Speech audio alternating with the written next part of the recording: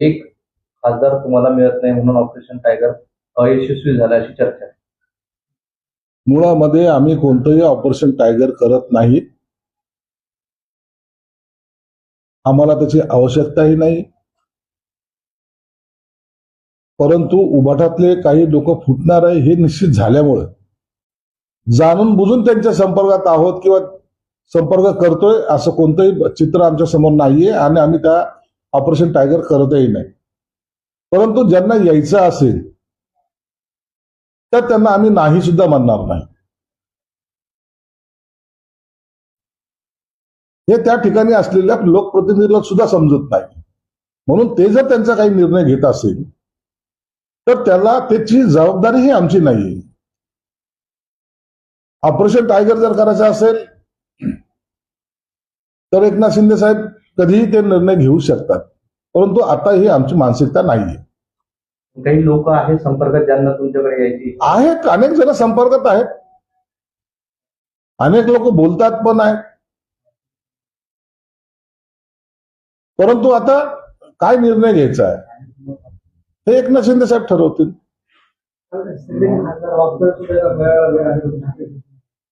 व उभाटाच्या मेळाव्याला हजर राहणे आणि त्यातून काही निष्पन्न न होणे हेच तर त्यांचे आलेलं फ्रस्ट्रेशन त्या खासदारांना आहे. म्हणून आता ते मला या काही येत्या महिन्याभरामध्ये हे सगळं एकत्र राहतील असं वाटत नाही.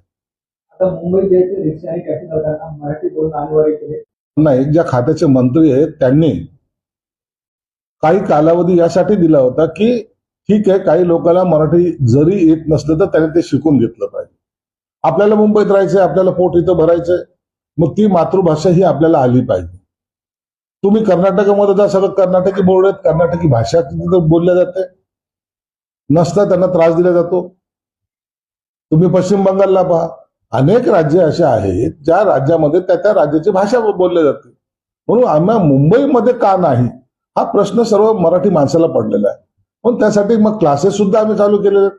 आणि आता जर ते एवढं करून जर ते ऐकत नसतील तर ती मुजोरी समजलं जाईल, मग त्याच्यावर कारवाई केली जाईल. अमेरिकेमध्ये अभिजित दिपके आणि मोदी यांची भेट झाली असं संजय राऊत म्हणतात. त्याचं म्हणाले की अभिजित दिपके आणि पंतप्रधान नरेंद्र मोदी यांची अमेरिकेची मिटिंग झाली, त्याचे फोटो एकाने मला पाठवले आहे.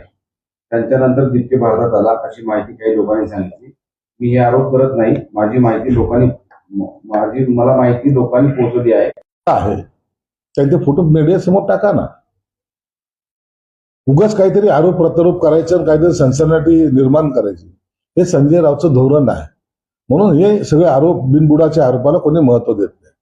भेट झाली, कसलीच भेट झाली, काय झाली ते त्याने पुरा सादर केलं पाहिजे ना.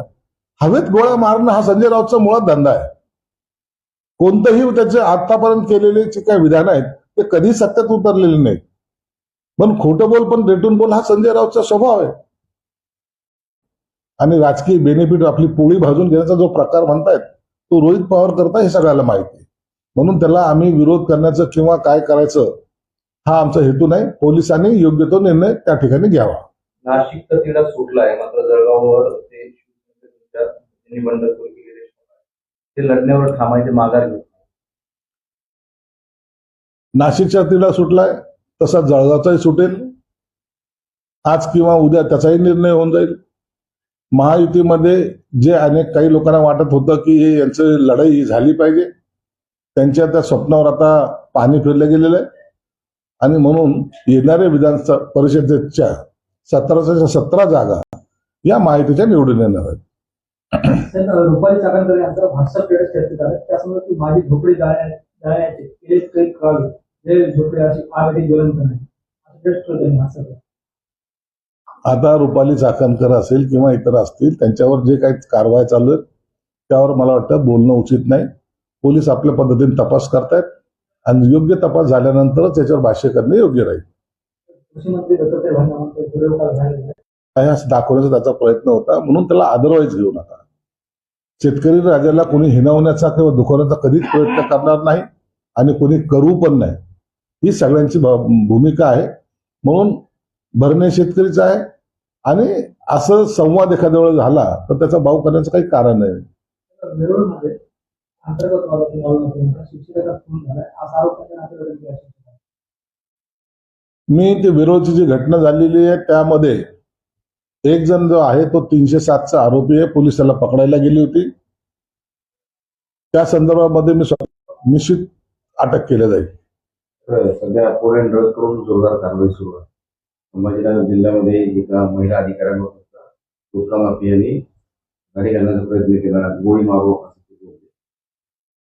तुकाराम मुंडे जेव्हापासून या खात्यामध्ये आले तेव्हापासून त्यांनी जी काही मोहीम चालू केली त्याचं सर्वत्र अभिनंदन करा. जर या कारवाईमध्ये कोणी जरी मध्ये आला तर त्याच्यावर सुद्धा कारवाई करण्याचे आदेश हे माननीय मुख्यमंत्र्यांनी दिलेले आहेत. सर, पण गेल्या 8 दिवसामध्ये 9 दिवसामध्ये 2.25 सॅम्पल आलेले आहेत फूड अँड ड्रग कडे. मराठवाड्यातल्या 8 आणि उत्तर महाराष्ट्रातल्या 4 जिल्ह्यात. आता ते तपासणीसाठी आपल्याकडे यंत्रणाच नाही, मनुष्यबळ नाही, तंत्रज्ञान असले माणसं नाही, मशिनरी नाही. या सगळ्या कारवाई केल्यानंतर सुद्धा मग हे नेमकं त्या लोकांना जेलवारी होणार का, त्यांना दंड होणार असा प्रश्न उपस्थित केला. त्यासाठी काही आला त्यानंतर हे खडबडून जागे झालेले बाकीचे अधिकारी आहेत. मी तर स्पष्टपणे सांगेन की काही लोकांचे लागे बांधे ह्या व्यापाऱ्यांशी सुद्धा होते. म्हणून आता मुंडेंना काम करताना कोणती अडचण येणार नाही. त्यांना जे काही पाहिजे असेल, लॅबसाठी जी काही मदत पाहिजे असेल किंवा जे काही यंत्रणा उभी करायची असेल, सरकार त्याला सर्वतोपरी मदत करणार आहे. माझ्या जिल्ह्यात कॅबिनेटमध्ये यावर चर्चा झालेली आहे. त्या कॅबिनेटमध्ये सरकारने म्हणजे माननीय मुख्यमंत्र्यांनी सगळ्याला स्पष्ट निर्देश दिलेले आहेत आणि आता जे काही आम्हाला जो काही दाखवण्यात आलेलं होतं त्याच्यामध्ये खताचा कुठेही तुटवडा नाहीये. अपेक्षापेक्षाही जास्त खताची